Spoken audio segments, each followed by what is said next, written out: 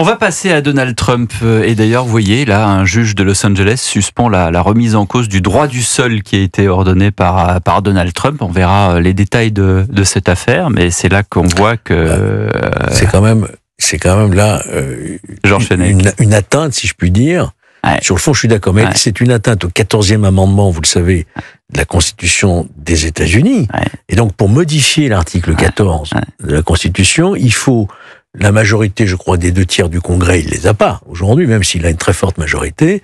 Et il faut aussi que 38 États fédérés ratifie cette... Donc on est très très loin. Donc il s'est beaucoup avancé en fait. Non mais il a lancé. Bon, il comme montre toujours, mais c'est l'art du il deal. montre une dynamique. On revient toujours à ça. Hein. Mais attention, c'est certainement la disposition la plus complexe à mettre en œuvre parce que ça nécessite la modification de la Constitution américaine. Et merci de cette précision qui est très importante, cher Georges Fenech. Écoutons Donald Trump en visioconférence à Davos.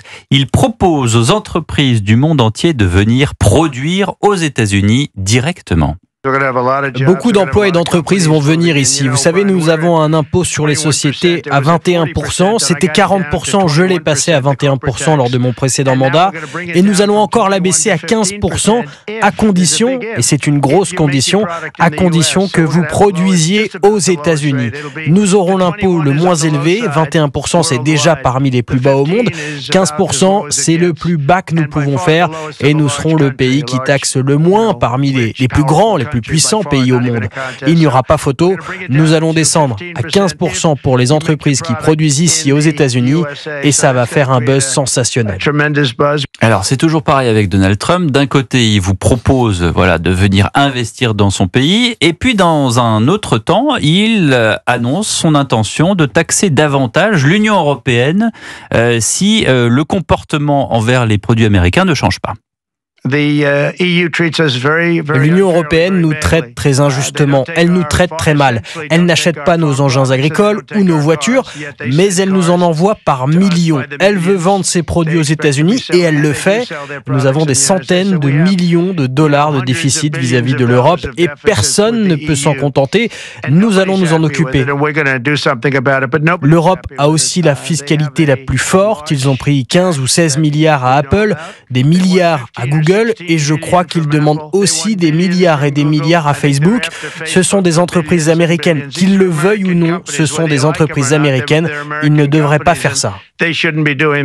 Vincent Roy. C'est étonnant, un type qui défend son pays, non ? Ça vous donne envie en fait. Ah, écoutez, je vais vous dire, après, on n'est pas là pour savoir ce que je peux penser, pour dire ce que je pense de Donald Trump sur le fond. Mais écoutez, depuis qu'il est là, cette manière qu'il a eu d'affoler la boussole de l'extrême gauche française et européenne, pas que l'extrême gauche. Non mais me ravit. C'est-à-dire que je trouve ça jubilatoire. C'est-à-dire que après il y a des patrons d'entreprises qui sont aussi libéraux que vous et qui sont pas du tout à gauche et qui sont aussi flippés que les gens d'extrême gauche dont vous parlez. Mais moi je trouve ce moment extrêmement intéressant. Je trouve que vraiment cette remise en cause du wokisme à tous les étages, encore une fois, me ravit et je l'écoute. Alors pour le coup, avec beaucoup d'intérêt. Georges Fenech. Vous voyez, on parlait tout à l'heure, on en revient toujours à la volonté et le courage. Et là, c'est une démonstration bien sûr. de volonté et le courage. Mais vous savez, en France, parce que moi j'ai trouvé ça formidable, exceptionnel, de voir, dans la foulée de son élection, le jour même, signer des décrets, signer des orders, executive orders, vraiment.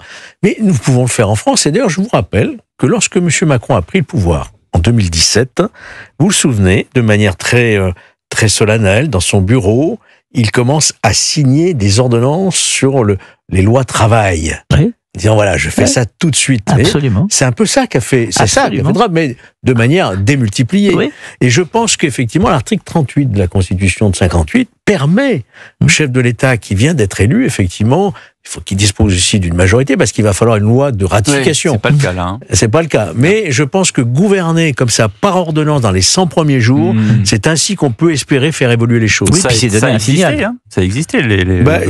Chirac l'avait fait en 1986 pour les privatisations. En fait, c'est une manière qui n'est pas exceptionnelle difficile de légiférer. Alors, et puis alors, privatisation qui faisait suite aussi à 5 premières années de nationalisation. Oui. Donc il y a eu un contrebalancier qui était quand même empreint d'une certaine justice. En tout cas, là sur les il y a une inexactitude de Trump quand il dit vous achetez pas vos engins agricoles.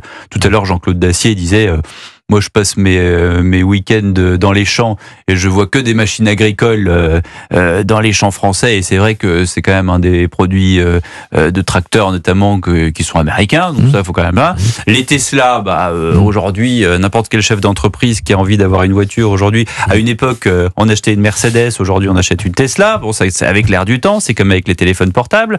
Donc, il n'est pas tout à fait réglo, le père Trump. Non, il est quand même, c'est quand même quelqu'un qui est dans l'exagération permanente. C'est quand même quelqu'un qui, il a aussi ses défauts, mais il défend son beefsteak. Il a été applaudi à Davos. Oui.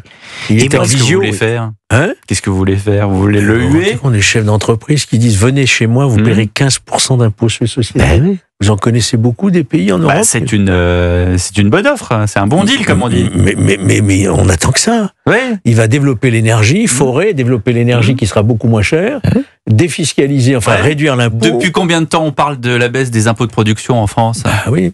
Hein? On n'y est pas. Non, on n'y est pas. Voilà, moi je me souviens on a fait la taxe flax, mais c'est d'accord. Oui, la flat tax, mais moi j'entendais monsieur le maire qui disait encore il n'y a pas très longtemps, il faut vraiment baisser les impôts de production.